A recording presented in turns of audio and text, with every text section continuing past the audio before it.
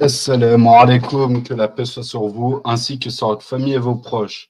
Alors, encore une fois, on se retrouve pour un vendredi qui sera historique et surtout, ne l'oubliez jamais, nous ne sommes pas des enfants de cœur, nous sommes RPTV, c'est dit, c'est dicté. Alors, comme le veut la tradition, on va saluer le chat. Donc, Utopiste, notre modératrice, salam alaikum, j'espère que tu vas bien. Mehdi, j'ai vu que tu étais là, c'est bon. C'est pour ça que je me suis dit, je peux enfin lancer l'émission. Mehdi est arrivé. Salam alaikum, mon frérot, j'espère que tu vas bien. Donc, alors, ce soir, comme vous l'avez vu, la sœur Aïcha ne pouvait pas être présente ce soir pour continuer notre émission sur l'orientalisme, en tout cas les dernières parties de l'émission. Du coup, on se retrouve aujourd'hui pour la suite de la lecture du livre du Cheikh Abou al-Hassan Ali Nadoui. Je vais essayer de voir si je peux remettre en avant Alors, est-ce que j'ai gardé la photo? Voilà, c'est bon. Donc alors, on se retrouve aujourd'hui pour la suite de la lecture du livre du Cheikh Abou al-Hassan Ali Nadoui, Apport de la civilisation musulmane à l'Occident. Voilà, moi, écoute, ça va très bien, alhamdoulilah. Donc alors, lors des premiers lives de la lecture de ce livre, et je vous invite à aller les rechercher, Utopie, si tu peux les remettre en commentaire, ça serait pas mal. Et donc, lors des de la lecture des premiers chapitres, on avait vu les différentes, on va dire, problématiques que pouvaient vivre les différentes religions et civilisations avant l'islam. Donc, on a vu les Grecs, les Romains, les Indiens, donc les sociétés avant l'islam. Et ensuite, on a vu aussi la société arabe avant l'islam. Et donc là, on se retrouve pour... Et on a vu aussi... et donc, on a vu aussi également, je viens de revoir, la méthode des prophètes pour réformer et changer les gens. Et donc là, on se retrouve pour un nouveau chapitre qui est le voyage du musulman de l'ignorance à l'islam. Donc, Bismillahirrahmanirrahim, Alhamdulillahi Rabbil Alamin, wa salatu wa salam ala Rasulillahi sallallahu alayhi wa sallam, amma ba'd. Ceci étant dit, on peut commencer. Donc, chapitre 2, le voyage du musulman de l'ignorance à l'islam. Les païens se défendent. Cette déclaration orageuse causa un remous parmi les rangs des païens. En un instant, le paganisme était en guerre contre cette simple vérité humaine. Les affreux crimes et cruautés perpétrés contre les musulmans par les ennemis de la vérité sont conservés dans les pages de l'histoire. Elles montrent que l'islam s'était affirmé. Il avait frappé à la racine même de la non-croyance. La citadelle de l'obscurité avait été foudroyée par les forces assiégées excusez-moi. La citadelle de l'obscurité avait été foudroyée et les forces assiégées se mobilisèrent pour répliquer. Mais le prophète sallallahu alayhi wa sallam ne faiblit pas. Dans le tourment de la haine et de la persécution, il tint bon comme un roc. Il fit comprendre ceci à son oncle, qui l'avait élevé depuis son enfance. « Ô mon oncle, même s'il me plaçait le soleil à ma droite et la lune à ma gauche, afin de me forcer à renoncer à ma mission, vraiment, je ne me désisterai pas tant que Dieu n'aura pas laissé voir sa religion ou que je périsse dans l'effort.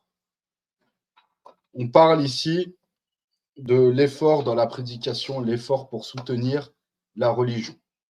Et donc ça, cette parole, on peut la retrouver chez Ibn Kathir, Al-Bidaya wa Nihaya. Sur le chemin de la nouvelle religion, il resta 13 ans à la Mecque, résolu et ferme, insistant sur la croyance en l'unicité divine, en la résurrection et au jugement dernier. Sa foi en sa mission ne chancellera jamais, même pas pour un court instant. Il ne se compromettait jamais avec la fausseté. Il était convaincu que le message majestueux qui lui avait été confié contenait seul la solution des problèmes de l'humanité. Toute l'Arabie se montra hostile à l'égard du prophète sallallahu alayhi wa sallam. Seul quelqu'un possédant un cœur de lion pouvait accepter une telle mission. Elle équivalait en quelque sorte à traverser le feu, à marcher tout droit dans les mâchoires de la mort. Néanmoins, certaines bonnes âmes parmi les Quraysh répondirent à l'appel divin. Ce n'était pas une décision prise à la hâte. Ils savaient ce qu'ils faisaient. Il n'y avait aucune considération mondaine qui aurait pu pousser à agir en ce sens. Ils avaient délibérément renfermé sur eux les portes du confort et du luxe mondain. Ils avaient entendu le cri de la foi et le monde s'était recroquevillé, transformé en lit couvert d'épines. La vérité les avait réveillés et maintenant, ils ne pouvaient y échapper. Ils savaient en leur fort intérieur qu'ils ne pouvaient goûter la paix tant qu'ils n'auraient pas déclaré leur foi en Dieu, en son messager sallallahu alayhi wa sallam. Ils décidèrent donc d'aller tous vers le prophète sallallahu alayhi wa sallam et d'adopter la foi qu'il prêchait. Le prophète sallallahu alayhi wa sallam vivait dans leur propre ville, à quelques mètres seulement. Mais la haine des Quraysh avait rendu ce trajet si long et si périlleux que le faire équivalait à l'accomplissement d'un long voyage hasardeux. Il était de loin plus prudent de diriger une caravane de commerce de la Syrie au Yémen en évitant les gangsters barbares que d'aller à la rencontre du prophète sallallahu alayhi wa sallam à la Mecque même. Néanmoins, ils allèrent vers lui, firent sous ses yeux le serment de fidélité à Dieu et à son messager sallallahu alayhi wa sallam et engagèrent leur vie à ses côtés. Ils avaient couru un risque énorme, de grandes difficultés et des procès impitoyables les attendaient dans le chemin qu'ils avaient choisi. Mais ils étaient préparés au pire et ils avaient entendu le Coran qui dit Alif Lam Mim. Est-ce que les gens s'imaginent qu'ayant dit nous croyons, on les laisserait et qu'ils ne seront pas mis à l'épreuve? Nous avons déjà mis à l'épreuve leurs prédécesseurs. Dieu connaîtra certainement ceux qui disent la vérité et ceux qui mentent. Et donc ça, c'est la sourate 29, les versets 1 à 3. Donc sourate 29, c'est la sourate de l'araignée. Ils avaient aussi entendu, pensez-vous entrer au paradis sans qu'il vous soit arrivé comme sans qu'il vous soit arrivé comme à ceux qui vous ont précédés. Ils furent accablés par la misère et la douleur. Ils furent ébranlés au point que le messager et ceux qui avaient cru avec lui s'écrièrent à quand le secours de Dieu? Quoi? Le secours de Dieu est sûrement proche. Et donc ça, c'est dans la sourate 2, la vache, au verset 214. À la longue, ce qu'on redoutait le plus arriva. Les Quraysh déversèrent tout le carquois de leur courroux sur eux. Pas une seule flèche ne demeura inutilisée, mais les croyants tinrent bon, ils dirent. Voilà ce que Dieu avait promis, ainsi que son messager. Dieu et son messager disaient la vérité. Donc ça, c'est dans la sourate 33, j'ai plus le nom en tête, au verset 22. Et cette profession de foi accrut leur confiance et redoubla leur détermination. De plus, ils étaient persécutés. Plus leur ardeur s'accrut. De ce fourneau d'épreuves, ils émergèrent comme l'or pur.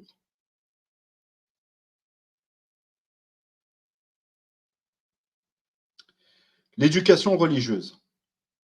Baptiste de Gauthier, oui, oui. Tu es sur un live tenu par des musulmans. Donc, pour nous, l'islam est la vérité. Donc, ça veut dire, en fait, croire en la vérité, c'est croire à l'islam, c'est tout simplement. L'éducation religieuse. En même temps, le prophète, sallallahu alayhi wa sallam, les avait pourvus de la nourriture spirituelle qu'offre le Coran et avait veillé sur leur éducation religieuse. Il leur ordonnait de prier 5 fois par jour devant le Créateur et Maître des mondes,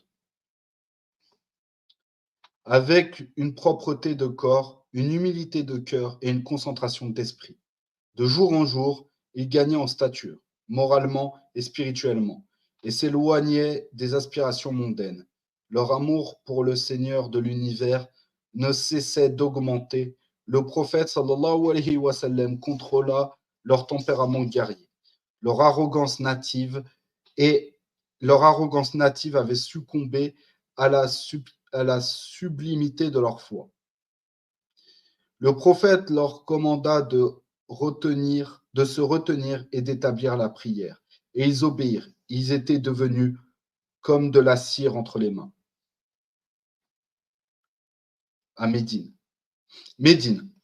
Quand l'inimitié des Quraysh dépassa toutes les limites, Dieu permit aux musulmans d'émigrer vers Médine, où l'islam s'était déjà répandu. À Médine, les Mécois et les musulmans médinois fraternisèrent. Il n'y avait rien de commun entre eux, sauf la nouvelle foi.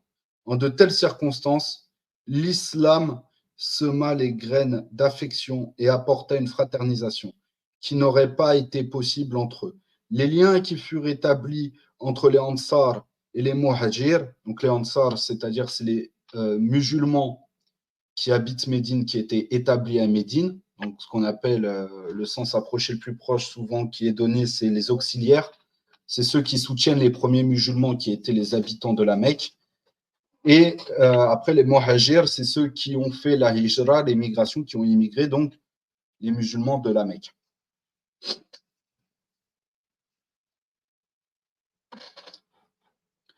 Ils étaient plus forts que les liens de sang qui, historiquement, n'avaient pas évité des batailles sanglantes entre eux.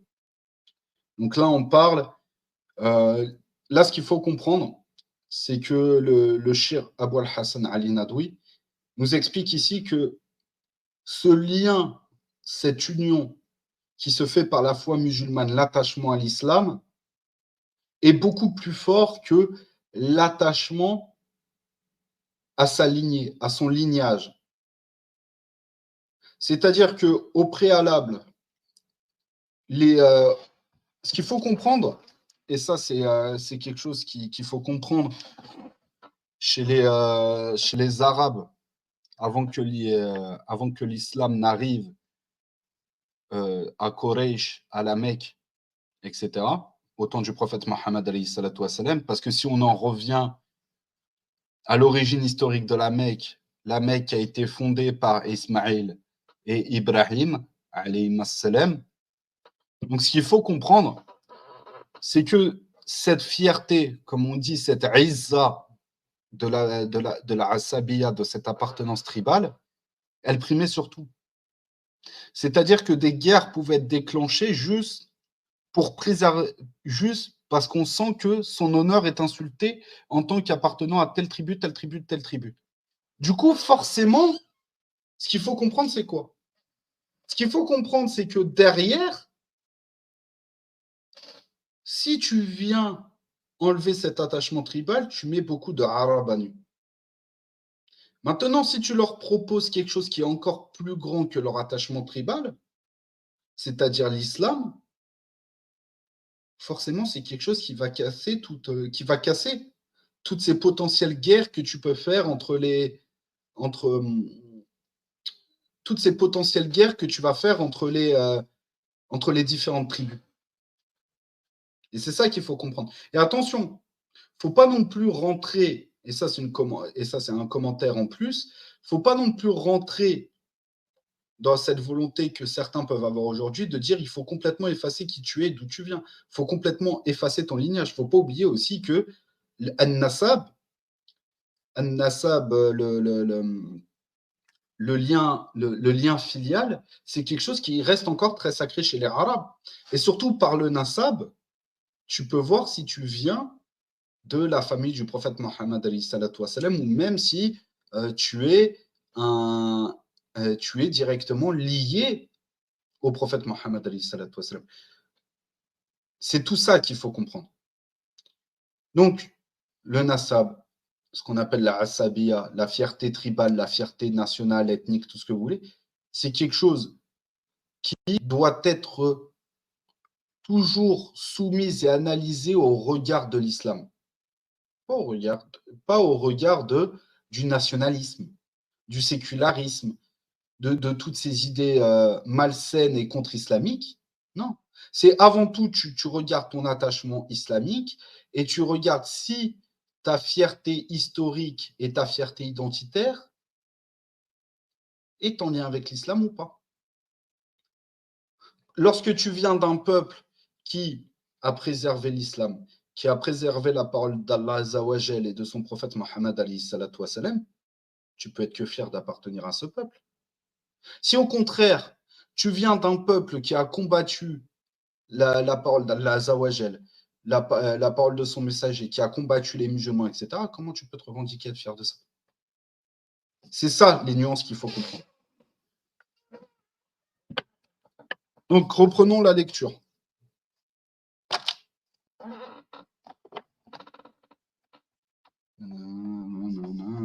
Ok.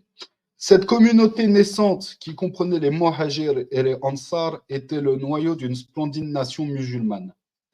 Elle naissait à un moment où le monde oscillait de façon précaire entre la vie et la mort. Sa naissance y penchait la balance en faveur de la vie. Pour la survie de l'humanité, il fallait à tout prix renforcer cette communauté. Pour cette raison, quand Dieu mit l'emphase sur la nécessité des relations fraternelles entre les Ansar et les Muhajir, il avertit, c'est-à-dire Allah Azawajal.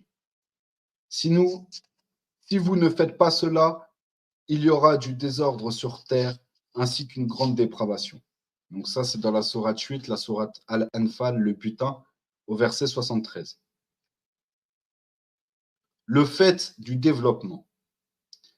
L'instruction religieuse des compagnons continuait à Médine, sous la responsabilité du prophète sallallahu alayhi wa sallam, qui leur expliquait la vraie conception de la religion et leur inculquait les notions de vertu, de l'introspection et de la censure de soi, de l'amour des études et de la peur de l'au-delà.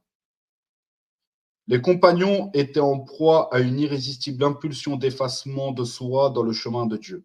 C'était devenu si facile pour eux de se détourner des attaches mondaines, ils partirent en djihad. À chaque fois que la nécessité les appelait, plus d'une centaine de fois, dont 27 fois en compagnie du prophète sallallahu alayhi wa sallam lui-même. Les versets du Coran révélés leur apporta de nombreux commandements concernant leur conduite personnelle, leurs biens et leur famille. Ces commandements étaient complètement nouveaux, donc pas faciles à appliquer, mais ils avaient acquis un degré de croyance et d'amour de Dieu tel qu'ils n'avaient plus de soucis à se faire en se soumettant à la volonté de Dieu. Une fois que le nœud gardien de la non-croyance était dénoué, il était facile de défaire les autres nœuds qui les attachaient à la terre et aux choses matérielles en oubliant Dieu. Une fois que le prophète sallallahu alayhi wa sallam avait ouvert leur cœur à l'islam, il n'eut pas à lutter chaque pas.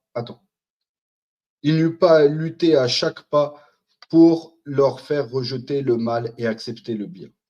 Ils avaient adopté la foi nouvelle, leurs propres vœux, et s'étaient soumis sans hésitation aux différents appels du prophète sallallahu alayhi wa sallam. S'ils commettaient quelques crimes, ils se soumettaient volontairement à la punition divine. Beaucoup d'entre eux avaient leur coupe de vin entre les mains. Quand l'injonction coranique contre les alcooliques fut révélée, ils les jetèrent tout de suite et brisèrent leurs tonneaux de vin, de sorte que les égouts de Médine débordèrent de leur contenu devenu détestable. Ainsi, quand ils atteignirent le fait du développement moral et devinrent résistants aux tentations de Satan et de leur ego méprisable, quand ils apprirent à préférer le bien-être futur au bien-être immédiat, là ici, quand on parle du bien-être futur, c'est le bien-être après le bien-être, non seulement dans une première partie dans la tombe, parce qu'avant, il y a le châtiment de la tombe, c'est-à-dire quand on meurt, faut pas, faut arrêter de penser que, en tant que musulman, une fois qu'on est mort, on est mort. C'est-à-dire que lorsqu'on meurt, nous sommes dans un état particulier. Notre corps est mort, certes, mais notre âme, elle n'est pas morte. Et là, c'est en attendant le jour du jugement dernier, quand la trompe, j'ai perdu son nom sur le moment, il me reviendra peut-être plus tard, mais quand l'ange souffra dans la trompe et que toutes ces âmes seront sorties de terre pour ensuite être amenées au jour du jugement dernier, c'est ça ce qu'on appelle la vraie vie. La vie future, c'est ça. C'est essayer de se prémunir le plus possible pour le châtiment de la tombe, essayer d'avoir une bonne fin pour le jour du jugement dernier.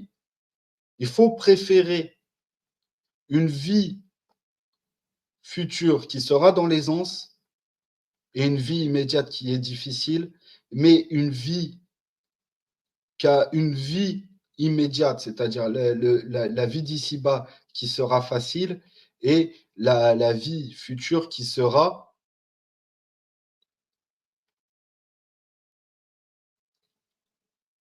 la mort n'est pas une destruction. La mort, la mort. Oui, ouais, c'est une façon de voir les choses, Baptiste. Effectivement. Et ça va exactement dans le sens de ce que je dis. C'est nous, en tant que musulmans, si un corps est attaqué, c'est une chose. Maintenant, si le corps, en gros, si le corps se désagrège, c'est une chose. Maintenant, l'âme ne se désagrège pas. L'âme ne meurt pas en même temps que le corps. Puisque avant que nous ayons notre corps physique, notre âme était déjà existante.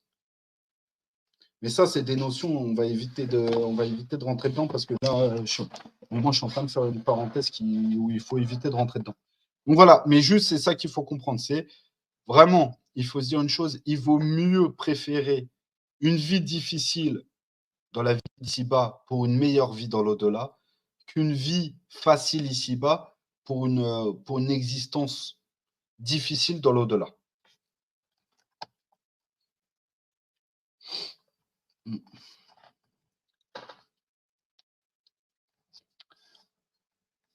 En vivant dans ce monde quand la pauvreté ne pouvait être un obstacle au milieu de leur chemin vers Dieu, et que la richesse ne pouvait les rendre vaniteux, quand ils devinrent faibles mais inflexibles face au pouvoir, et quand ils devinrent dispensateurs de la justice parmi les hommes, même si elle pouvait aller à l'encontre de leurs intérêts, leurs propres parents et amis.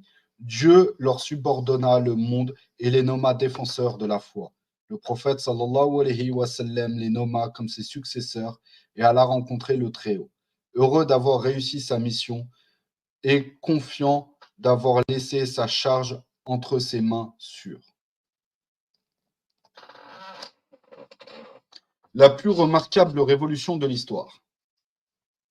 La puissante révolution amenée par le prophète sallallahu alayhi wa sallam auprès des Arabes et qui, à travers ceci, créa une nouvelle impression durable auprès de toutes les nations du globe, était unique sous tous les rapports. C'était un événement extraordinaire dans l'histoire humaine.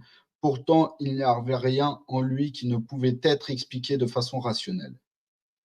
Étudions, non en tant qu'enthousiastes musulmans, mais en tant qu'étudiants, les affaires humaines, le caractère, la pureté et l'influence de cette grande révolution sur les destinées de la race humaine. Wa alaykoum salam wa rahmatullahi ta'ala wa barakatuh. Et là, ce qu'il faut comprendre, c'est que ce petit passage sur la révolution qui a amené l'islam à l'humanité, il est très intéressant. Il n'y a pas longtemps, j'ai relu un livre sur quelques faits majeurs qui se sont passés auprès des sultans puis califes ottomans. Et ce qui est très intéressant, c'est qu'à un moment, il y avait un groupe de chrétiens qui s'étaient retrouvés en conflit contre d'autres chrétiens. Et les chrétiens qui se sont retrouvés injustement combattus et injustement agressés par d'autres chrétiens ont demandé de l'aide aux Ottomans, qui eux étaient musulmans. Pourtant, les Ottomans leur ont dit, mais nous sommes musulmans, vous êtes chrétiens, rapprochez-vous d'autres chrétiens, pourquoi vous venez nous voir à nous? Je vous fais l'explication avec mes mots, mais peut-être qu'on pourra voir ce livre, parce que ce livre, il est quand même très, très intéressant, et on peut faire des choses très sympathiques avec ça. Enfin bref, tout ça pour vous dire, derrière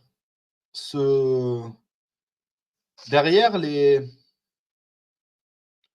chrétiens leur ont expliqué qu'ils connaissaient la justice. Le sens de la justice, c'est le sens de l'honneur des musulmans. Et c'est pour ça qu'ils ont demandé le soutien des Ottomans. Pourquoi? Parce qu'ils savaient que les Ottomans n'étaient pas des injustes. Et c'est en ce sens où, effectivement,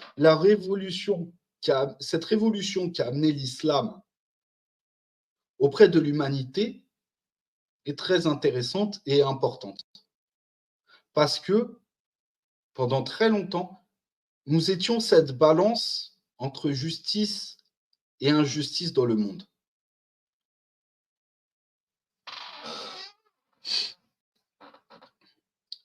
Les influences de la bonne croyance dans la morale. Pendant la période pré-islamique, les gens avaient commencé à adorer des objets inanimés qui ne pouvaient ni les aider, ni accéder à leurs demandes, et qui avaient en fait été créés pour subvenir à leurs besoins. Ainsi, il n'y avait pas de vrai enthousiasme moral, pas de spiritualité sincère dans leur religion. Le Dieu de leur conception était un artisan qui s'était retiré après avoir terminé son travail. Ils pensaient qu'ils avaient légué son royaume à ceux qui contrôlaient les affaires de l'univers. Ils savaient bien qu'il était le créateur de l'univers, mais c'était tout comme un historien qui, quand on lui demande qui a construit tel bâtiment, répond que c'était tel ou tel roi, sans que la mention du nom de ce roi n'inspire quelque respect ou ait quelque impression sérieuse sur lui. Ils n'avaient aucune connaissance intime des attributs divins, et par conséquent, leur cœur ne portait pas l'empreinte de la gloire et de l'amour de Dieu. Les Grecs avaient donné une définition de Dieu qui était dans une grande mesure négative. Elle ne tenait pas compte des vertus positives associées à son nom comme bonté. Ah non, c'était pas que sous François Ier, Baptiste. C'était pas que sous François Ier. Là, c'est vrai, parce qu'il ne faut pas oublier, j'en profite, je fais un petit commentaire. En fait, Baptiste, il ne faut pas oublier que lorsque les Turcs musulmans, en premier temps avec les Seljoukides, après les Ottomans, qui ont pris le pouvoir majoritaire, et là, je te parle des deux tribus, des deux principaux clans, des deux principales dynasties qu'on connaît parmi les Turcs sunnites en Anatolie et dans le Proche et le Moyen-Orient. Mais après, tu as aussi les Karamanides et tu en as bien d'autres à côté. Mais en fait, ce qu'il faut que tu comprennes, Baptiste, c'est que avant la venue des Turcs seljoukides, en Anatolie, tu avais beaucoup de chrétiens, tu avais certains Arméniens, tu avais des Coptes. Tu vois, dans le Cham, tu avais un peu des Coptes. Tu avais après ce qu'on disait les Maronites. Les Maronites sont arrivés plus tard. Mais c'est ces différents chrétiens-là, souvent, qu'on appelle les chrétiens d'Orient. Et souvent, ça pouvait être aussi des Byzantins. Je vais te donner un exemple tout bête. Un des plus vieux, avant que les catholiques, avec les croisades, ne viennent, ou quand ils étaient mercenaires sous ordre byzantin, les catholiques étaient très peu en contact avant les premiers mercenaires convoqués par l'Empire byzantin pour justement contrer les Seljoukides. Mais sinon, à part ça, principalement, les embrouilles entre chrétiens dans la région, si on peut dire ça comme ça, c'était entre les Byzantins et par exemple les Arméniens et les autres chrétiens orientaux, ce qu'on appelle les chrétiens d'Orient. Donc là, François Ier, d'ailleurs, c'est la mère de François Ier qui a écrit à Suleyman al-Qanouni Donc, Soleiman Al-Qanouni, ça veut dire le législateur, quand tu prends dans la terminologie turco-arabe ou arabo-musulmane. Mais souvent, il est plus connu en Occident sous Soleiman le Magnifique. Et donc, c'est la mère de François Ier qui a envoyé, c'est la mère de François Ier qui a envoyé une lettre à Soleiman le Magnifique pour qu'elle vienne, pour que Soleiman le Magnifique vienne en soutien à son fils contre Charles Quint.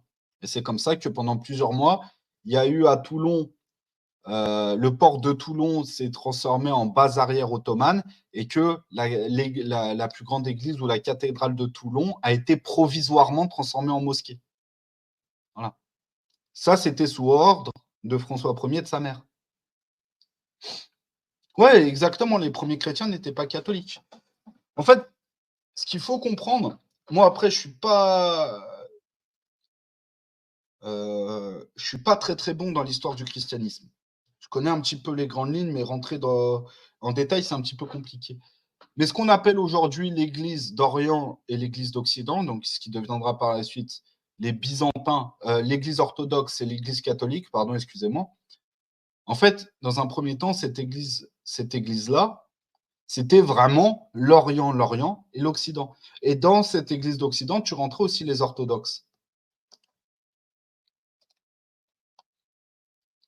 Oui, il a tenu jusqu'en 1914 parce que justement, les Ottomans, en fait, vu qu'ils se sont alliés à ce qu'on appelait la Triple Entente, donc c'est l'Empire austro-hongrois, l'Allemagne et l'Empire ottoman.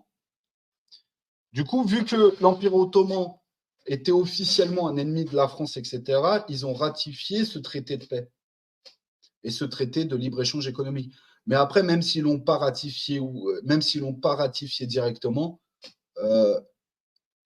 il y a toujours eu par moment des tensions et des conflits avec les Ottomans. Mais pour autant, le traité de paix n'était pas ratifié. Ce traité de libre-échange n'était pas ratifié.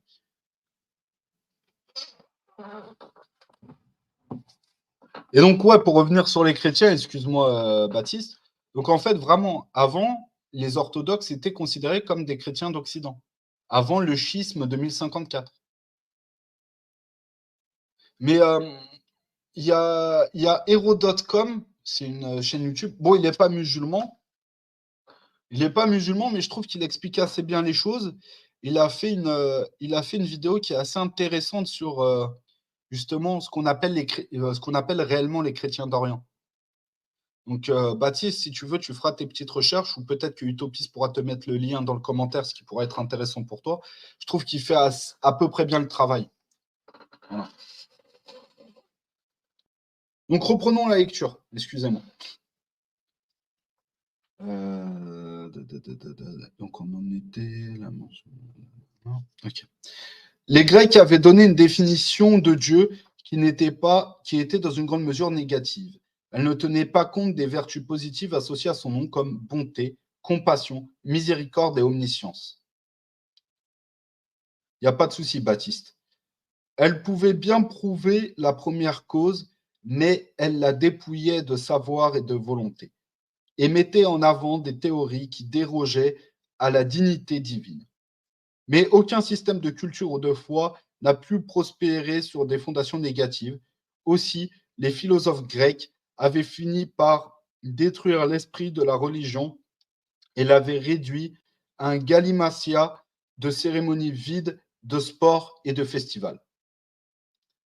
Les musulmans en général et les Arabes en particulier rejetèrent cette religiosité vague et maladive et atteignirent une foi qui était à la fois intense et profonde et qui filtrait à travers chaque fibre de leur existence. Ils passèrent leur confiance en Dieu, puis possèdent les excellents attributs, dont le Très-Haut, le plus magnifique, est le maître du jour du jugement.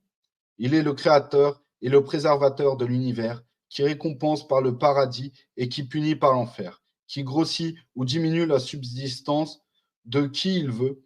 Il connaît le caractère furtif des yeux et le secret des cœurs, et qui est l'incarnation de la beauté et la sublimité, de la force, de la splendeur, de la perfection et de la bienfaisance. Non, il n'y a pas de souci, utopiste, t'inquiète pas. Il n'y a pas de souci, prends ton temps.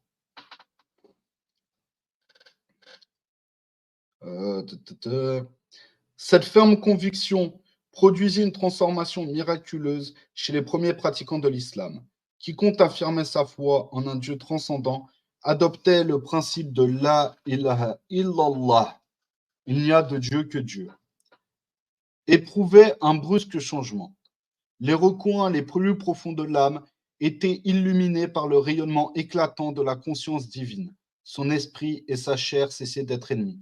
Il parvenait à un équilibre interne et il accomplissait des exploits de courage, d'endurance et de foi.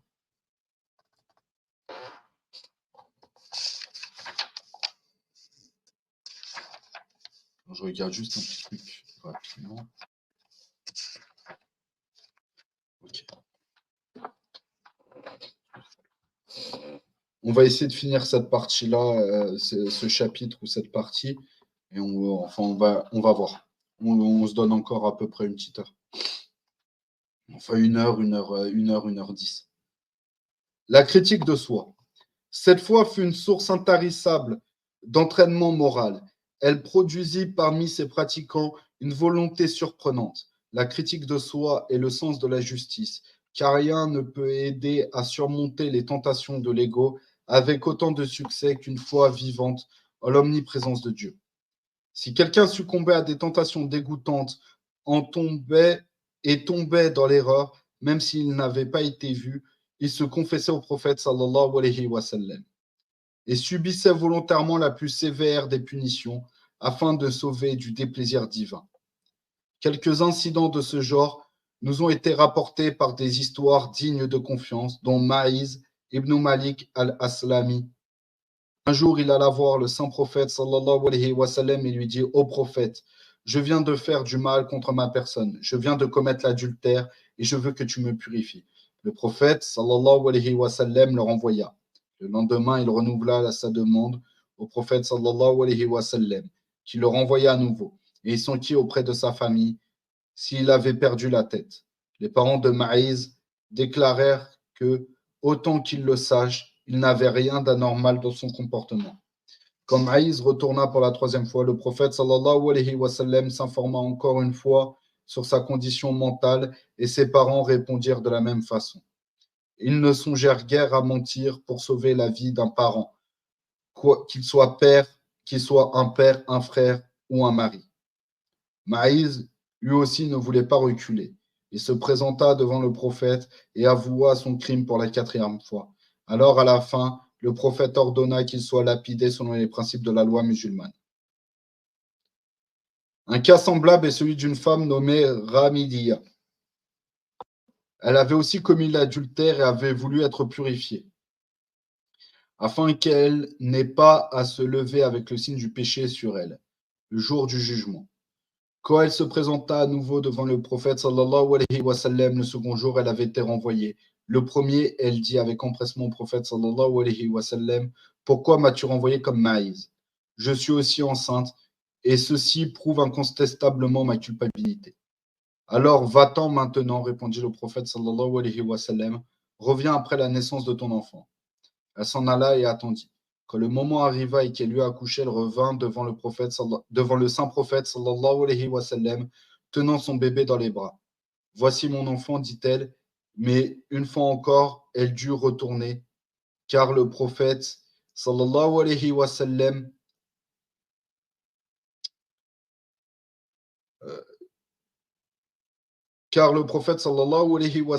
lui commanda de s'en aller et d'allaiter l'enfant jusqu'à ce qu'il soit sevré. Amène-le-moi, dit-il, quand il n'aura plus besoin de téter.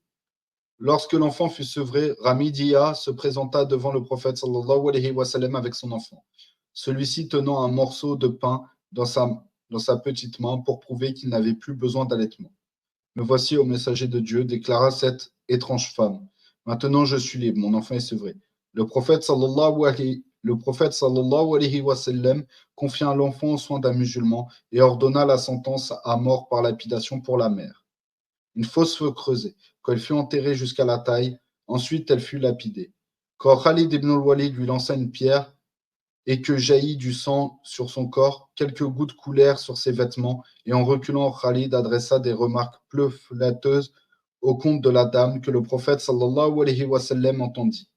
Non, Khalid, non, réprimanda le prophète sallallahu alayhi wa sallam. Par l'être sacré qui règle ma vie, elle a offert une telle pénitence que même si le collecteur d'impôts devait le faire, le Seigneur lui pardonnerait. Après sa mort, des prières furent récitées sur sa civière par ordre du prophète sallallahu alayhi wa sallam et elle fut enterrée. Et ces deux histoires sont rapportées chez Muslim. Donc, petite parenthèse, encore une fois, ce qu'il faut comprendre, c'est que souvent, lorsqu'on va attaquer la peine par lapidation en islam, on va souvent mettre en avant les femmes lapidées. Là, ça vient d'être prouvé que c'est autant les hommes que les femmes. Et que le prophète Mohammed alayhi salatu wa salam, il a repoussé à chaque fois la peine. C'est ces deux personnes, c'est ces deux compagnons, radiallahu anhum, qui ont eux-mêmes décidé de venir accepter, d'avoir cette peine-là. Dans un premier temps, le prophète alayhi salatu wa salam a tenté de leur pardonner, a tenté de leur empêcher d'avoir cette peine-là. Donc ça, ces histoires-là, pourquoi c'est important aussi de connaître ces histoires comme ça? Parce qu'elles nous permettent non seulement de beaucoup plus comprendre le principe religieux, et dans un second temps, ça nous permet d'avoir le cœur beaucoup plus apaisé lorsqu'on attaque notre religion.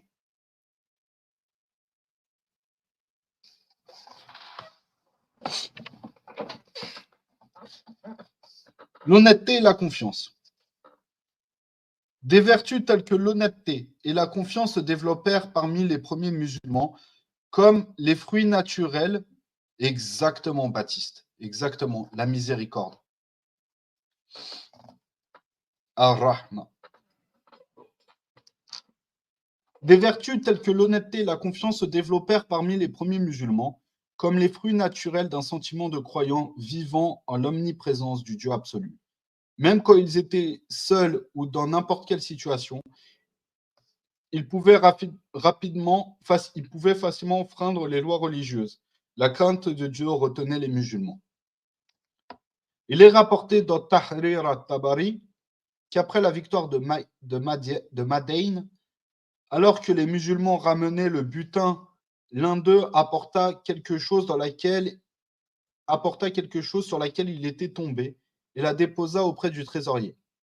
Elle était de si grande valeur que tous ceux qui la voyaient restaient ébahis. Ils n'avaient jamais vu un trésor aussi précieux de toute leur vie. Ils commençèrent à le questionner. Es-tu sûr de ne pas avoir retenu une partie?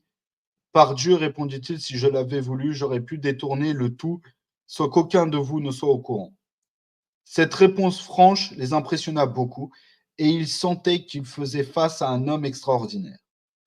Ils le supplièrent de révéler son nom, mais il refusa. Je ne peux vous dire mon nom, dit-il, car vous commencerez alors à me faire des louanges, tandis que toute louange doit être faite à Allah.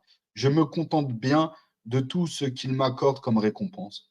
Après son départ, il confère à un homme la tâche de le suivre et de connaître son identité. Alors on trouva que c'était le chef, l'émir de la tribu de Omar ibn Abd al-Qaïs. Donc ça, c'est rapporté dans Tahrir al-Tabari au volume 4 et page 16. La destruction des dieux artificiels. La croyance en un Dieu unique, le Dieu souverain de l'univers, avait élevé les musulmans si haut qu'ils ne pouvaient plus se courber devant quiconque en dehors du Tout-Puissant, reflétant dans leur cœur, comme ils le faisaient, la gloire du Tout-Glorieux, l'éclat de la grandeur mondaine. L'éclat de la grandeur mondaine ne les impressionnait nullement. Abu Moussa raconte que quand il arriva à la cour du Négus, en compagnie d'autres immigrés musulmans, il trouva Amr ibn al-As assis à la droite de l'empereur, Umara à sa gauche, et les prêtres formaient un double rang devant. Amr et Umara informèrent l'empereur que les musulmans n'avaient pas l'habitude de s'agenouiller devant qui que ce soit. Mais les prêtres insistèrent pour qu'ils le fassent devant l'empereur, sur quoi Ja'far répondit sans hésitation: Nous, musulmans, nous ne nous prosternons que devant Dieu et nul autre. Et donc ça, c'est également rapporté chez Ibn Qasir dans Al-Bidaya wa Nihaya. Rabi'i ibn Amir fut un jour désigné par Saad comme envoyé à Rostam, le commandeur de la Perse. Rostam le reçut dans une grande salle décorée de magnifiques tapis. Le commandant en chef, portant une couronne et des tuniques assorties de pierres précieuses, s'était assis sur le trône. Rabi' par contre, était pauvrement vêtu. Il était pratiquement en haillons et portait un bouclier qui était trop petit pour lui. Son cheval était aussi de petite race. En croupe de celui-ci, il s'avança directement vers Rostam, piétinant les tapis coûteux sous ses sabots. En s'approchant du trône, il descendit de son cheval, attacha ses rênes à une ferrure et commença à se diriger vers Rostam, portant toujours son casque et ses armes. Les officiers de la cour lui firent des remontrances. Ils protestèrent qu'il devait au moins enlever son casque avant de se présenter devant le commandant en chef. Mais Rabi' répliqua: Je suis à votre demande et non pas à ma propre initiative. Je suis prêt à me retirer si vous voulez, si vous ne voulez pas de moi. À ce stade, Rostam intervint et demanda aux officiers de le laisser passer comme il lui plaisait. Rabi' s'avança, s'appuyant sur une lance et perçant les tapis à chaque pas. Les gens s'enquirent du but de sa visite. Il dit: Nous avons été envoyés par Dieu pour délivrer ce qu'il veut de la souveraineté de ses propres hommes, afin qu'ils acceptent l'étendue immense de l'au-delà et du caractère oppressif des autres religions, pour leur faire accepter impartialité et justice de l'islam. Un courage extraordinaire. L'enthousiasme pour l'au-delà avait doté les musulmans d'un courage presque surhumain. Les visées et intérêts mondains ayant perdu toute valeur à leurs yeux, ils s'avançaient maintenant vers l'ultime but de constituer le paradis avec l'ardeur d'un pigeon voyageur. Il est rapporté dans le Sahih al-Bukhari que lorsque Anas ibn al-Nadar s'avança vers l'ennemi à un moment critique de la bataille d'Uhud, il rencontra Saad ibn Mu'az qui lui dit: Par Dieu, Saad, je peux sentir le doux parfum du paradis venant de la direction du mont Uhud. À ces mots, il s'enfonça au cœur de la bataille. Saad raconte que lorsque le corps d'Anas fut ramené du champ de bataille, il portait plus de 80 blessures. Les mécréants l'avaient littéralement coupé en morceaux. En conséquent, seule sa sœur put reconnaître son cadavre.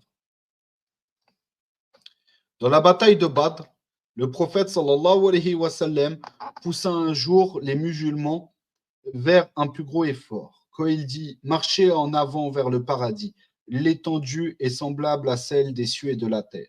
Omar ibn Hammam s'écria: Ô prophète de Dieu, est-il vraiment si vaste? Le prophète répondit: Oui. Est-ce que tu en doutes? Non, je ne doute point, non, j'en doute point, répondit le prophète. Omar, non, je n'en doute point. Attends. Ah, je crois que là, il y a une faute de l'impression. Donc là, c'est Omar ibn Hammam qui répondit: Non, je n'en doute point. Omar avait sorti des dattes et avait commencé à en manger. Mais la perspective du paradis dans son esprit l'en empêcha.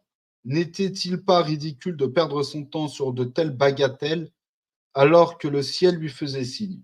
Il lança les dattes et s'enfonça plus fort dans la bataille. Le désir de son cœur fut vite accompli. Et donc ce récit, on peut le retrouver chez Muslim. Abu Bakr ibn Abu Musa al-Ashari raconta que sur un certain champ de bataille, son père dit comment le prophète sallallahu alayhi wa sallam avait déclaré que les portes du paradis se trouvent sous l'ombre des épées, et lorsqu'un homme en haillons s'avança et lui demanda s'il avait lui-même entendu les propos du prophète sallallahu alayhi wa sallam. Le père d'Abou Bakr répondit qu'il en était ainsi. À ces mots, l'homme se retourna vers ses amis, prit congé d'eux, il tira son épée, brisa le fourreau en pièces et chargea l'ennemi. Il fut ainsi tué. Et donc ce récit est également rapporté chez Muslim. Amr ibn Jamouh, qui boitait, avait 4 fils. Ils avaient l'habitude d'accompagner le saint prophète sallallahu alayhi wa sallam chaque fois qu'il partait en djihad. Quand le prophète partit pour Uhud, Amr voulut aussi s'enrôler, mais ses fils s'opposèrent en raison de son incapacité physique et sa vieillesse. Devant leur inflexibilité, Amr chercha l'aide du prophète sallallahu alayhi wa sallam. Mes fils m'empêchent de partir avec toi, dit-il, tandis qu'il est de mon désir de marcher vers le paradis avec ma jambe unique. Le prophète sallallahu alayhi wa sallam expliqua que le djihad ne lui était pas obligatoire. En même temps, il n'aimait pas que les fils de Amr se mettent au travers du chemin de leur père en ce qui concerne la cause sainte qu'il s'était fixée. Alors il leur demanda pourquoi ne le laissez-vous pas partir? Le Seigneur peut lui accorder le martyre. Ses fils acceptèrent et Amr s'enrôla pour le djihad dans lequel il fut tué.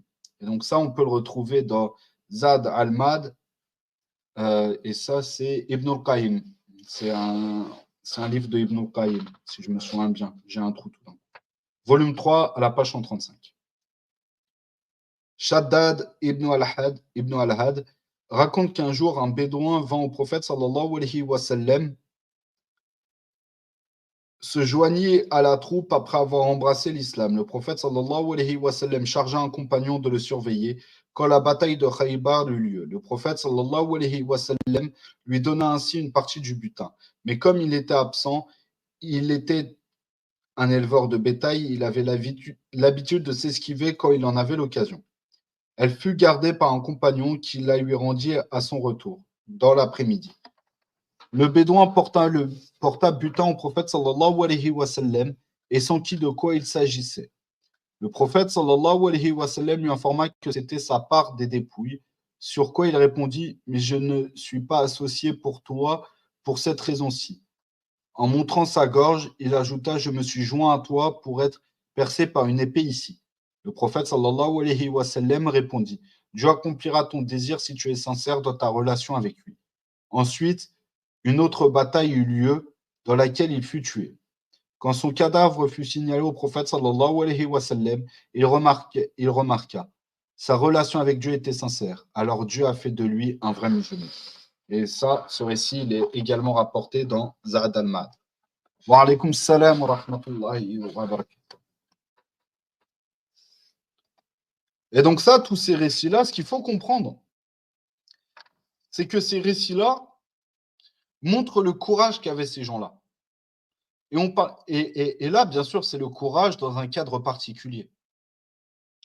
Maintenant, ce qu'il faut comprendre, c'est que nous, en tant que musulmans, ce même courage, on doit le montrer dans tous les aspects de notre vie.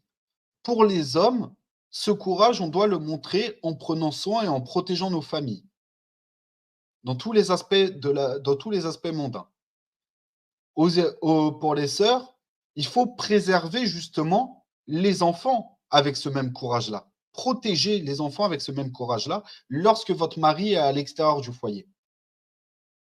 Il faut aussi préserver notre foi, il faut préserver notre communauté, peu importe par quel moyen, mais il faut montrer du courage. Il ne faut pas se rabaisser à la moindre difficulté et il ne faut pas non plus derrière se trahir soi-même, trahir notre identité, trahir qui nous sommes pour des biens mondains.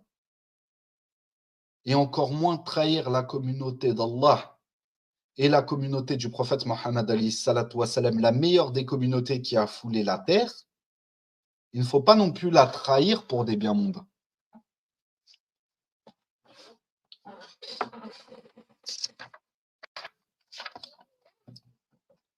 La capitulation implicite. Les Arabes étaient désordonnés, qui étaient autrefois si pervers dans leur comportement, s'étaient si complètement soumis à la foi qu'il leur était maintenant impossible d'enfreindre la loi divine. Ils avaient accepté la souveraineté de Dieu, de sa façon la plus complète. En paix et en guerre, dans la joie et dans la peine, dans chaque sphère de la vie, à chaque tournant des événements et dans les détails les plus minutieux de tout ce qui concernait, il faisait appel à son aide et mettait à exécution ses commandements sans la moindre objection. Ils avaient connu le paganisme, ils y étaient nés et avaient grandi. Ils pouvaient ainsi apprécier l'islam à sa juste valeur et comprendre qu'ils impliquaient le remplacement d'un mode de vie par un autre, le passage de l'anarchie et du plaisir à la parole de Dieu. Hier seulement, ils étaient en guerre contre Dieu. Maintenant, ils étaient devenus ses serviteurs complaisants. Personne ne devait émettre son opinion personnelle après que la parole de Dieu eût été révélée. Désobéir au prophète sallallahu alayhi wa sallam, avoir une querelle avec lui ou tenir un procès pour une cause autre que celle de la loi divine. Donner priorité à sa tradition familiale plutôt qu'à la foi. Ces choses-là étaient maintenant hors de question. Ils avaient rejeté le paganisme en totalité et s'étaient voués de tout cœur à une existence nouvelle et complète. Un jour, Fudallah ibn Umar al-Mulawa se proposa d'assassiner le prophète sallallahu alayhi wa sallam pendant le tawaf de Kaaba. Comme il s'approchait de lui, le prophète s'enquit. Est-ce que c'est toi, Fudallah? Oui, c'est moi, ô prophète de Dieu. Il répondit, Fudallah, je ne me faisais que penser à Dieu. Je ne faisais que penser à Dieu. Le prophète sallallahu alayhi wa sallam sourit et mit sa main sur le cœur de Fudallah Fudallah. La paix dans le cœur de celui-ci fut rétablie. Plus tard, il eut l'habitude de dire que lorsque sa main s'était levée, le prophète sallallahu alayhi wa sallam lui était apparu si beau, comme Dieu n'avait rien créé de plus beau que lui. Sur le chemin du retour, Fudallah rencontra sa maîtresse qui l'invita à discuter, mais il refusa. Il déclara qu'il ne pouvait se permettre une telle chose maintenant qu'il s'était soumis à l'islam. Et donc ce récit est également rapporté dans Zad al-Ma'ad. La vraie connaissance. Les prophètes avaient donné à l'homme la véritable connaissance de l'existence de Dieu, ainsi que ses attributs et ses actions. Ils avaient posé les fondements sur lesquels l'homme pouvait ériger l'édifice de sa propre conduite spirituelle, sans se laisser aller à de vaines discussions métaphysiques sur l'être et le savoir. Mais l'homme n'y fit pas attention. Au lieu de se montrer reconnaissant pour le commandement divin, il permit au navire de ses pensées de dériver sur des mers inexplorées. Il se conduisit comme un explorateur qui, mettant de côté les cartes géographiques, essaye d'estimer chaque hauteur, de sonder chaque profondeur et de mesurer chaque distance de sa propre initiative. De telles tentatives peuvent tout au plus aboutir à quelques esquisses de notes, à quelques paroles incertaines ramassées ça et là. Donc, quand les gens essayaient de parvenir à Dieu par la raison et sans l'aide qu'avait procuré la lumière des enseignements du prophète sallallahu alayhi wa sallam, la connaissance qu'ils avaient amassée à propos de Dieu ne consistait en rien de plus que des pensées faites au hasard, des théories contradictoires et des conclusions fortuites.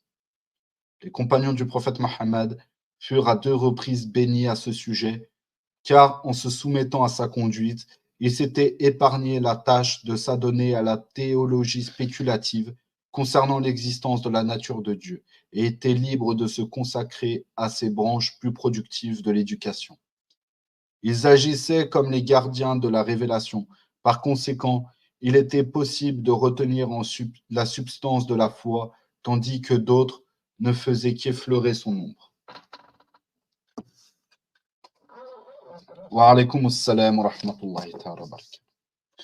Donc alors, on a fini le chapitre pour aujourd'hui. Donc ce que je vous propose, c'est que là, on prenne du temps pour répondre aux questions. S'il y a des gens qui ont des questions sur ce qu'on vient de voir. Autre point. Ah, Non, mais pas de souci, Kira, t'inquiète pas, Harry. De toute façon, là, on a fini.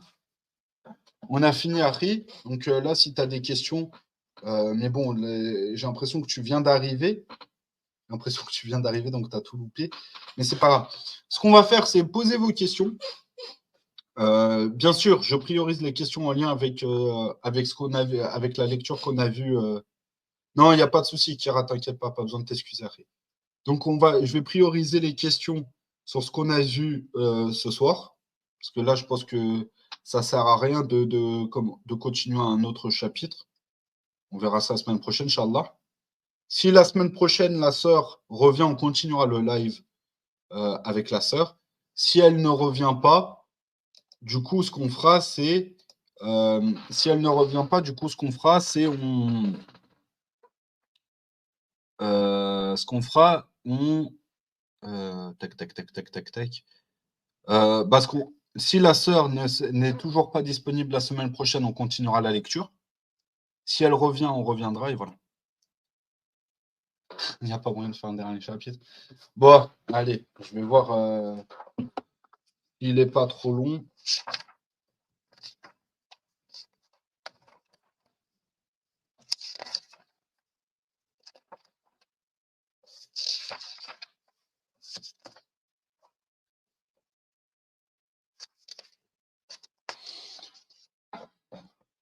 Oui, c'est la sœur. C'est la sœur que je t'avais dit, Harry. C'est exactement ça. Bon, allez, Merdi, Bon, allez, pour faire plaisir à Merdi, on va se faire un. Effectivement, utopiste, effectivement. Bah, écoutez, ce que je vous propose, on va lire là un autre chapitre. Il n'a pas l'air très long. Du coup, ce qu'on fait, il fait une dizaine de pages. Donc, ce qu'on fait, on va lire le chapitre 3. Et du coup, après, on va lire le chapitre 3. Et après, on va s'arrêter là.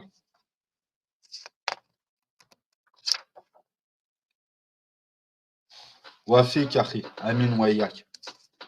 Alors, chapitre 3, la société musulmane. Le bouquet de fleurs. La conception musulmane de Dieu comme le créateur, le nourrisseur et le supporteur de tout le monde et de toutes les nations et l'étendue universelle du ministère du prophète Mohammed sallallahu alayhi wa sallam avait enlevé toutes les barrières de sang, de couleur et de géographie entre l'homme et son prochain et avait soudé l'humanité en une famille unie. En islam, les hommes formaient un bouquet de fleurs. Ils étaient les membres de la même famille, étant issus du même père Edem. Un arabe n'avait aucune supériorité sur un non-arabe, et vice-versa. Le plus honoré étant celui qui était le plus droit. Le prophète sallallahu alayhi wa sallam disait énergiquement: Ô peuple, en vérité, Dieu a éloigné de vous la terre de l'ignorance et l'orgueil de la naissance. Il n'y a que deux catégories d'individus: ceux qui sont droits, qui craignent Dieu et qui sont honorables aux yeux de Dieu, et qui sont méchants et pécheurs, et qui déshonorent et qui sont déshonorables à ses yeux. Donc ça, c'est rapporté par Ibn Abi Hatim. Un conseil typique de ses enseignements est celui qu'il donna à Bouddhar: regarde, tu n'es ni plus grand, ni supérieur à quiconque, sauf bien sûr si tu es le plus vertueux. Et cette parole, elle est rapportée par Ahmed. Typique aussi était l'affirmation qu'il avait l'habitude de répéter à son Créateur tous les jours pendant les prières du soir: je témoigne que les hommes sont tous des frères. Et donc cette parole, on peut la retrouver chez Abu Daoud. Celui qui divise n'est pas des leurs. Tous ceux qui avaient tendance à diviser l'humanité en factions et en groupes étaient sévèrement condamnés par lui. Il disait: celui qui vit en discorde n'est pas des nôtres. Celui qui meurt en discorde n'est pas un des nôtres. Celui qui se bat pour la discorde n'est pas non plus un des nôtres. Et cette parole, elle est rapportée également chez Abu Daoud. D'après Jabir ibn Abdullah, un jour, sur un champ de bataille, un muhajir gifla un ansar. Sur quoi le Ansar s'écria: Ô Ansar, suivant son exemple, Muhajir s'écria: Ô Muhajir. Le prophète sallallahu alayhi wa sallam les arrêta aussitôt. Cessez ces slogans communaux, dit-il, tout ceci est infect. Et donc ce récit est rapporté chez Bukhari. Le prophète sallallahu alayhi wa sallam avait aboli la vieille notion tribale de parenté qui exigeait qu'un homme se range aux côtés de son frère, que celui-ci soit l'oppresseur ou l'opprimé. À son avis, aider un parent pour une cause injuste était comme retenir la queue du chameau qui décide de se jeter dans le puits. Donc ça, c'est dans le tafsir de Ibn Qasir.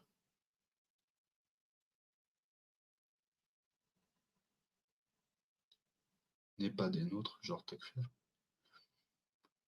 Ça, Banu Kira, je pourrais pas te dire ça, Banu Kira. J'affiche ton commentaire. Ça je préfère pas me prononcer là-dessus. Pourquoi?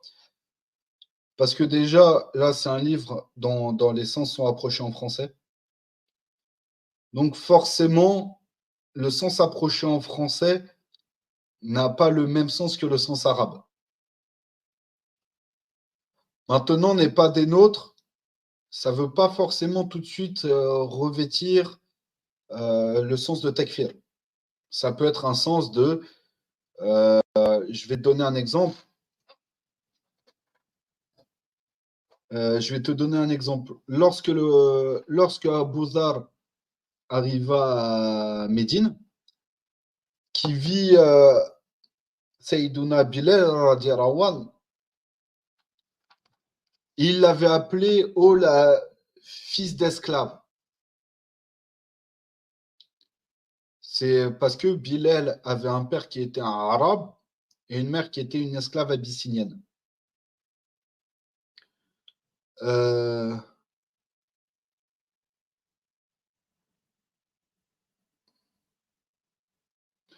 Justement, j'y viens, Banu Kira.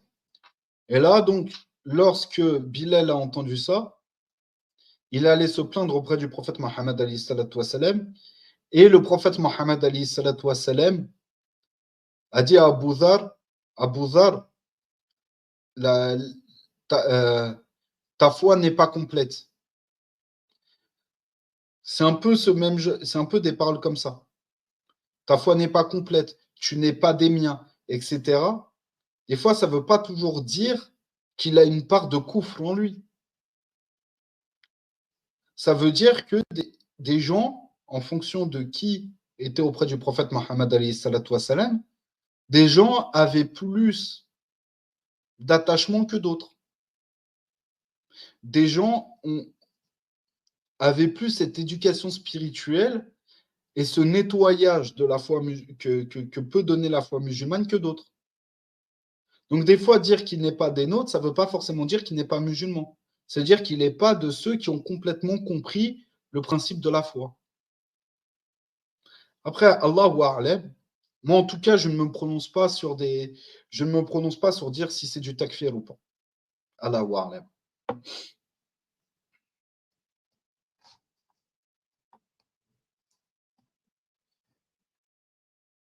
Il avait réussi à établir une société vraiment unitaire, dans laquelle les classes hautes, moyennes, les riches et les pauvres, les blancs et les noirs s'étaient unis dans la fraternité. Exactement. C'est-à-dire que celui qui veut faire la discorde, bah, en fait, il ne peut pas vouloir quelque chose de complet alors que tu propages la discorde derrière. Et généralement, on peut dire de quelqu'un qui propage la discorde, souvent ceux qui propageaient la discorde, c'était les hypocrites. Maintenant, les hypocrites, islamiquement parlant, ont un statut particulier. Ils n'ont pas le même statut que les koufars.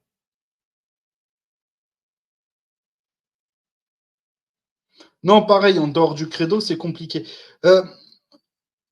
En fait, regardez, ce qu'il faut comprendre, c'est que là, on est en train de polémiquer sur des paroles du prophète Mohammed alayhi salatu wassalam qui sont déjà citées dans un livre. Donc, déjà, le livre n'est pas écrit en français de base.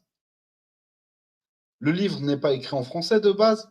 Donc, déjà, c'est des citations dans un livre qui sont derrière. Ces citations ont un sens approché en français. Donc, c'est compliqué de poser un cadre. Et même, de toute façon, il faut bien comprendre que des paroles du prophète Mohammed alayhi salatu wassalam, dites comme ça, c'est une responsabilité. Là, je les lis parce qu'elles sont dans un livre d'un porteur de science ou d'un shir. Si lui se trompe, c'est sa responsabilité. Maintenant, en plus de ça, c'est un sens qui est approché en français, et on n'a pas l'explication de muhaddithin, de savants, sur l'explication de ces paroles-là. Du coup, c'est pour ça, on ne peut pas se prononcer si c'est du takfir, si on dit que c'est du takfir, si on dit que ce sont des hypocrites ou pas. Même ça, on ne peut pas savoir. Pourquoi? Parce que ce n'est pas précisé dans la parole, il n'y a pas d'explication de savant à côté. Levez le pied, ne portez pas attention à ces paroles. Ce qu'il faut comprendre, c'est plus ce qui pourrait nous réveiller spirituellement parlant derrière, ce qui pourrait nous réveiller, nous construire spirituellement parlant derrière, beaucoup plus que ce qui pourrait, beaucoup plus que ce que veut dire le texte. Voilà.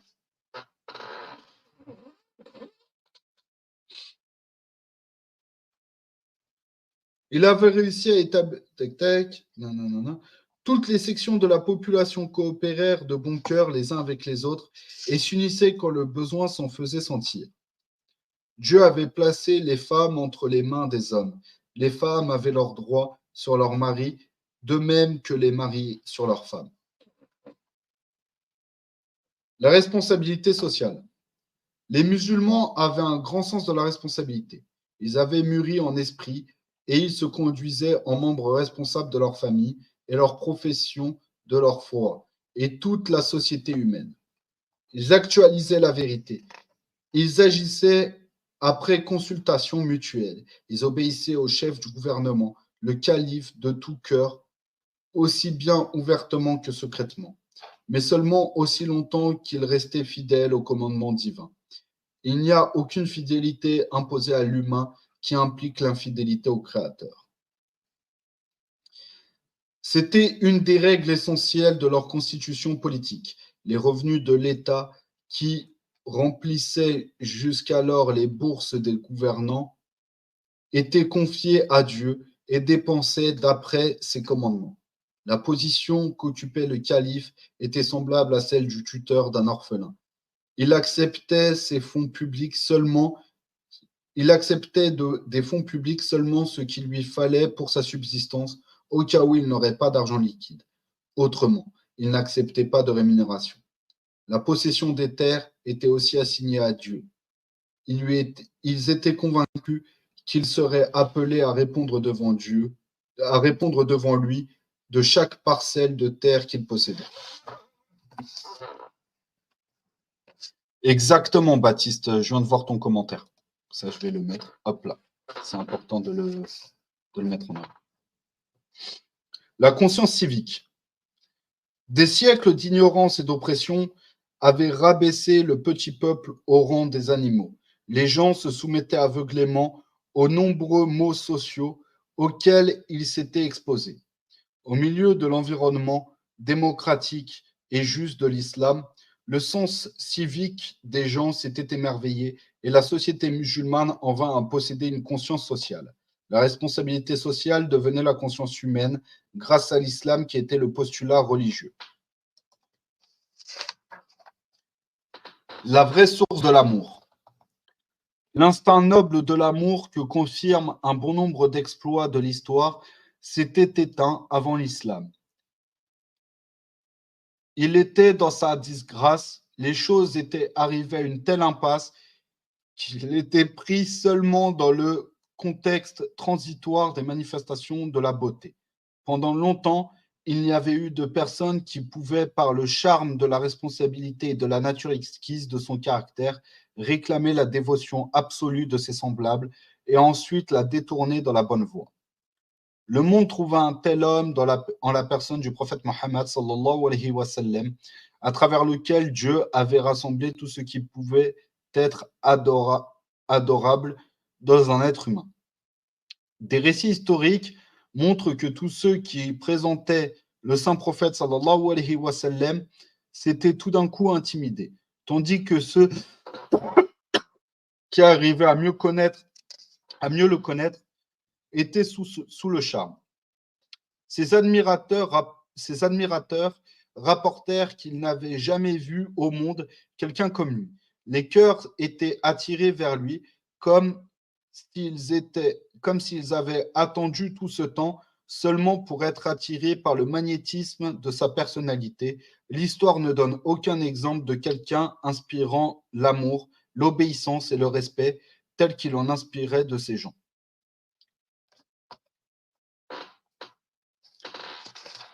Une dévotion exemplaire.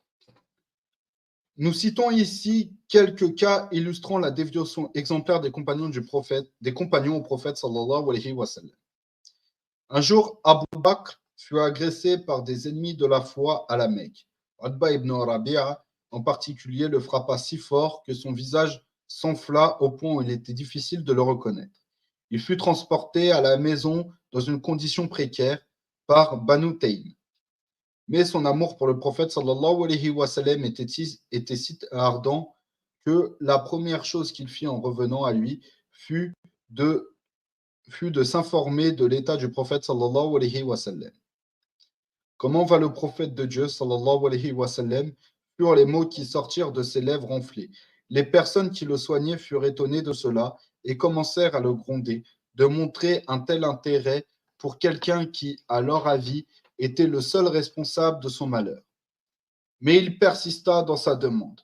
Et quand sa mère, al-Khayr, rapporta de la nourriture, il refusa d'en goûter jusqu'à ce qu'il ait reçu des nouvelles du prophète Mohammed sallallahu alayhi wa sallam. al-Khayr lui assura qu'elle ne savait rien de son ami.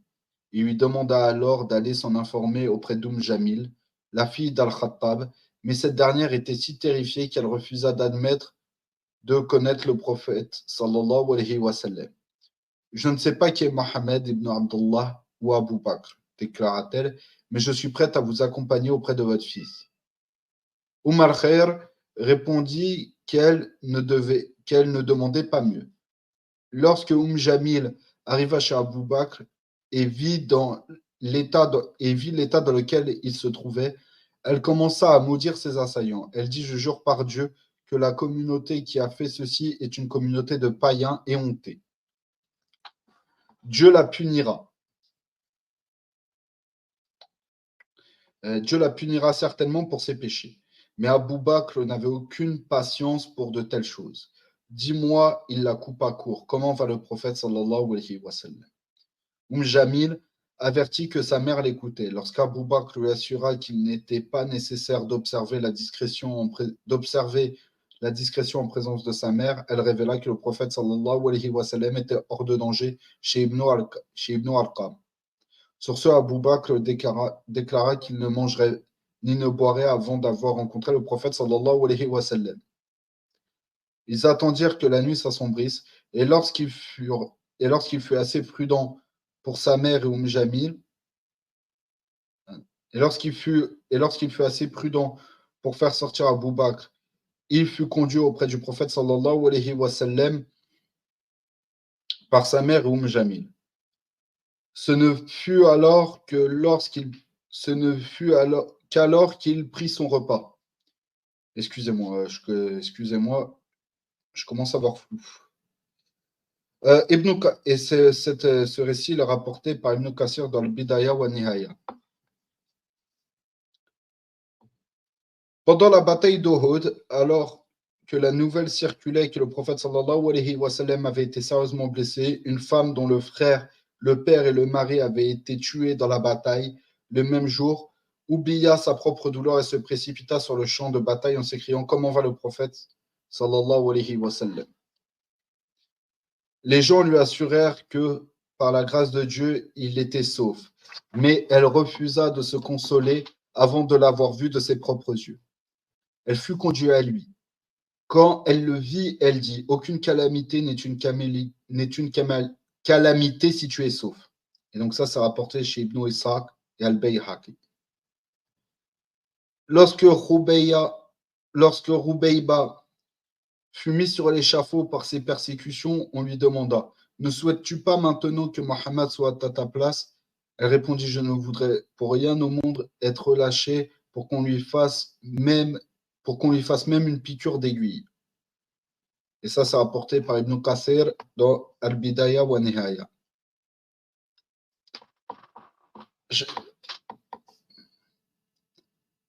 En fait, ce qui paraît quand même, ça, c'est vraiment un commentaire personnel.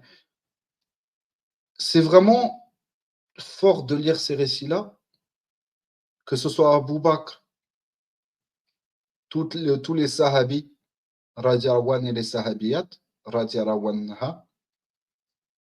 Ce qu'il faut bien comprendre, c'est que ces gens-là étaient prêts à tout pour défendre le prophète, sallallahu alayhi wa sallam, dans son honneur, sa personne, physiquement, etc., etc. Aujourd'hui, le prophète Mohammed alayhi salatu wa sallam n'est plus présent parmi nous physiquement.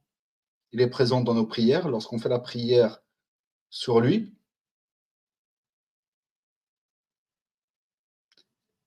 Il est présent lorsqu'on fait des prières sur lui. Il est présent lorsque nous lisons sa sira. Il est présent lorsque nous apprenons notre religion. Mais on n'est pas capable de défendre son honneur. C'est ça qui est incroyable en fait. C'est qu'aujourd'hui, il continue d'y avoir des gens, et ça nous est arrivé tous les jours. Des gens qui insultent les musulmans, qui manquent de respect aux musulmans, qui manquent de respect à l'image du prophète Mohammed, et vous savez tous à quel genre d'histoire je fais allusion. Qui parmi nous bouge?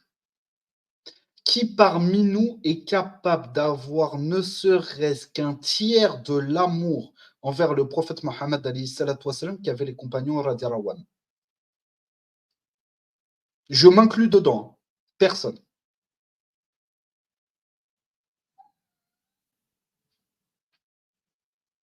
Il faut bien comprendre une chose. Il faut bien comprendre que défendre l'honneur du prophète Mohammed des musulmans, de l'islam et surtout d'Allah Azzawajal doit être une priorité pour nous. Nous, on est là, on discute de choses futiles et secondaires.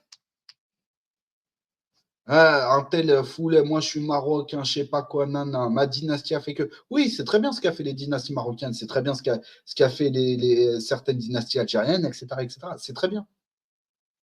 Mais qu'est-ce qu'ils ont accompli si ce n'est par, de un, la permission d'Allah Azzawajal, et de deux, par le travail de Darwa qu'a fait le prophète Mohammed pour fonder ce qui deviendra par la suite la civilisation arabo-musulmane dans son ensemble. Wallahi, que nous qui vivons en France, et ça c'est des choses que je dis à nous tous, et à moi compris, Wallahi, par Allah, que nous tous qui vivons en France, nous aurons des responsabilités sur le fait de ne pas toujours avoir défendu l'honneur du prophète Mohammed alayhi salatu wassalam. Et ça, je m'inclus dedans. Excusez-moi, c'est une parenthèse qui était importante de rappeler quand on lit ce genre de récit.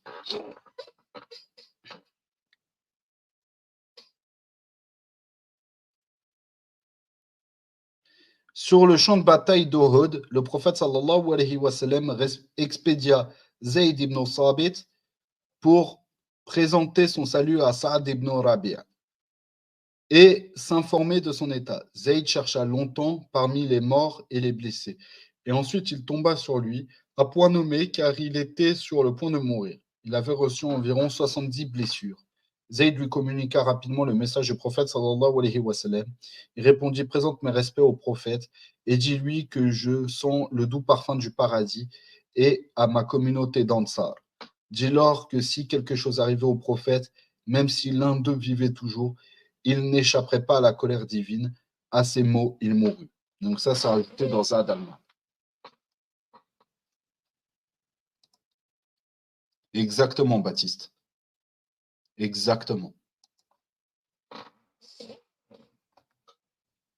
Sur le champ de bataille d'Uhud, encore une fois, il y eut un moment où la vie du prophète sallallahu alayhi wa sallam fut grandement mise en danger, sans la moindre hésitation. Abu Dujana exposa son dos afin de lui servir de bouclier. Les flèches lui transpercèrent la chair, mais il ne broncha pas. Les blessures du prophète sallallahu alayhi wa sallam furent sucées par Malik al-Khudri. Le prophète sallallahu alayhi wa sallam lui demanda de cracher le sang, mais il refusa, disant: par Dieu, je ne vais pas le cracher sur le sol. Ça, c'est également rapporté par Zad dans Zad al-Ma'ad. Abu Sufyan, alors, lorsqu'il arriva à Médine, a rencontré sa fille, Habiba, qui était mariée au prophète sallallahu alayhi wa sallam. Il était sur le point de s'asseoir sur le lit du prophète sallallahu alayhi wa sallam quand elle accourut et le détourna. Abu Sufyan s'étonna d'une telle façon d'agir et remarqua de façon sarcastique: ma fille, je n'ai pu comprendre si ce n'est moi qui ne suis pas digne du lit ou si c'est le lit qui n'est pas digne de moi. Non, expliqua la fille, le fait est que c'est le lit du prophète et que vous êtes un infidèle impur. Et donc ça, c'est dans la Sirat ibn Hisham. L'amour et la révérence exceptionnelle témoignés au prophète sallallahu alayhi wa sallam par ses fidèles sont aussi évidents à travers la déclaration faite à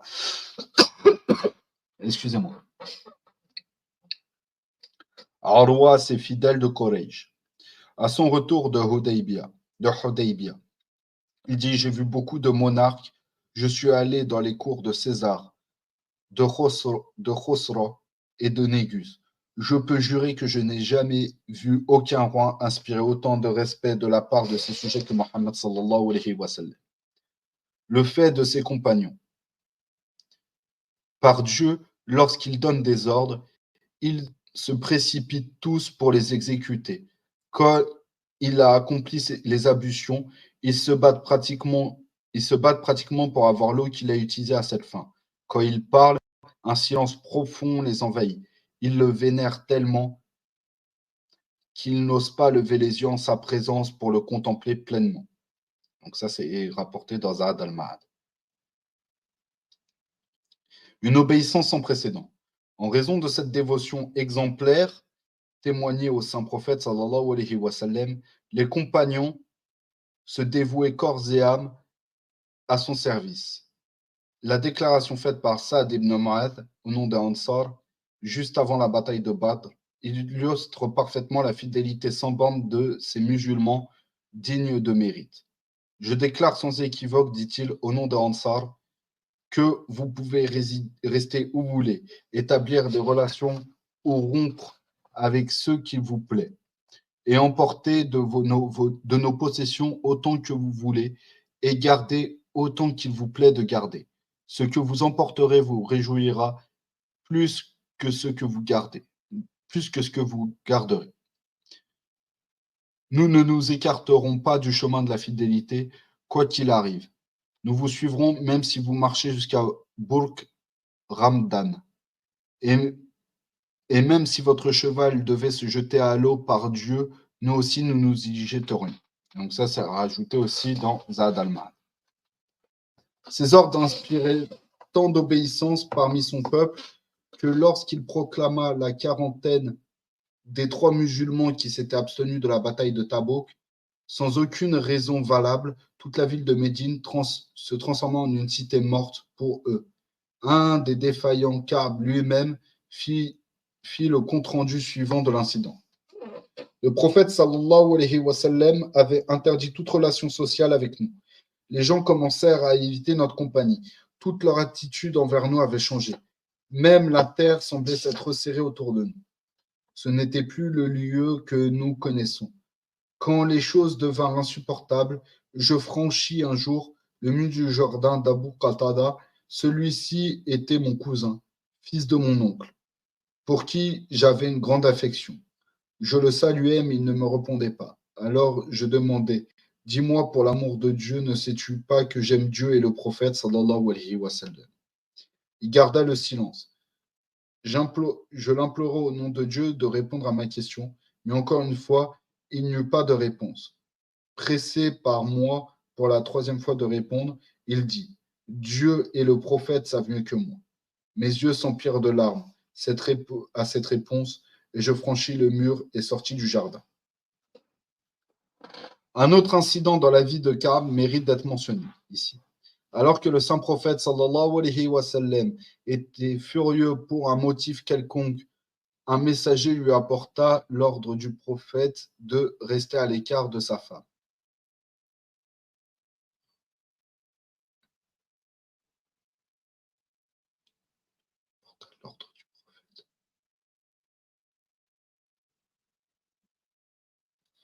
De rester à l'écart de sa femme. Dois-je divorcer avec elle demanda Ka'b. Non, répondit le messager, tu dois seulement t'éloigner d'elle. Ka'b envoya sa femme chez ses parents dans l'attente du règlement final de cette affaire, par le Tout-Puissant. Au beau milieu de sa quarantaine, Ka'b reçut une lettre du gouverneur de Rassan qui lui disait ceci.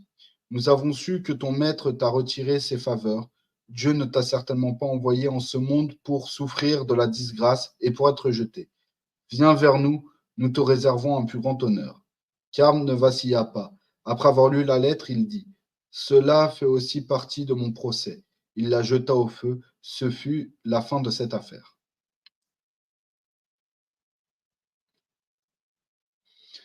L'esprit de loyauté inculqué par le prophète sallallahu alayhi wa sallam à ses fidèles leur permit de surmonter les maux les plus profonds de leur milieu. Un mot de lui suffisait pour faire respecter toute interdiction. Abu Burda déclara que son père raconta. Nous étions en train de boire à une réception. Je me levai et me rendis chez le prophète sallallahu alayhi wa sallam pour lui présenter mes respects. Sur le chemin, j'ai appris que les versets suivants avaient été révélés annonçant une abstinence complète. Ô les croyants! Oui, l'alcool, le jeu de hasard, les pierres dressées, les flèches de divination ne sont qu'ordures, œuvres du diable. Donc à écarter, vous serez gagnants. Oui, le diable ne veut que jeter parmi vous dans l'alcool et le jeu de hasard, inimitié et haine, et vous empêcher du rappel de Dieu et de la prière. Eh bien, vous abstiendrez-vous. Et donc ça, c'est dans la sourate Al-Maïda au verset 90 et 91. Donc la sourate Al-Maïda, la table garnie. Sourate 5. Je retournerai vers mes amis et leur réciter les versets jusqu'à « Eh bien, vous abstiendriez-vous ». Quelques-uns tenaient des verres à moitié vides dans leurs mains. Ils s'arrêtèrent aussitôt. L'alcool qui avait traversé leurs lèvres Ils s'arrêtèrent aussitôt. L'alcool qui avait traversé leurs lèvres, mais pas encore avalé, fut craché. Et ça, c'est rapporté dans le Tafsir de Ibn Jarir.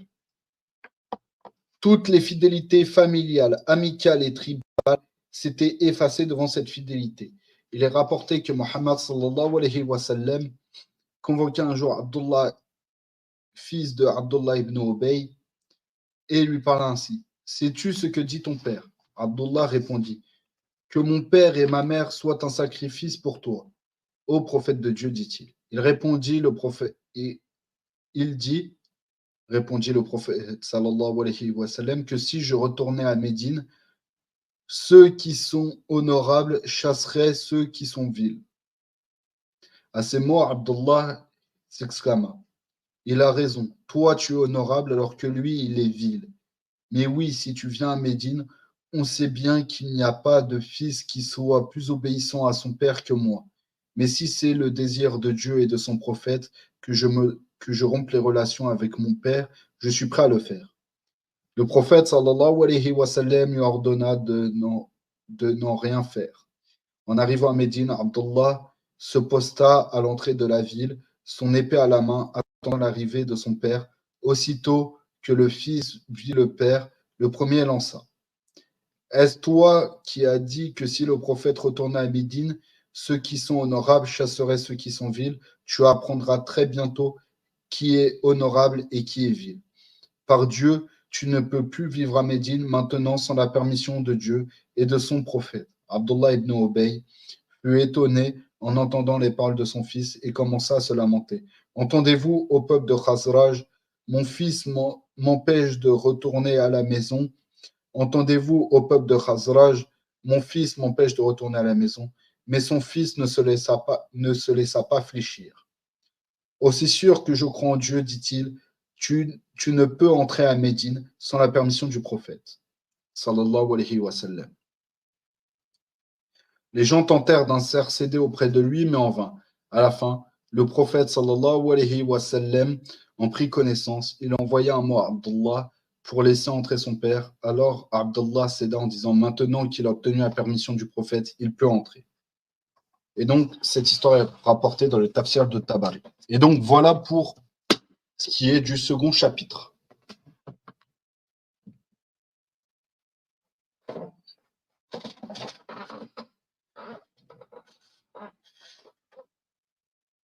Donc alors, tac tac. Est-ce qu'il y a quelqu'un qui a des questions par rapport à ce qu'on a vu aujourd'hui?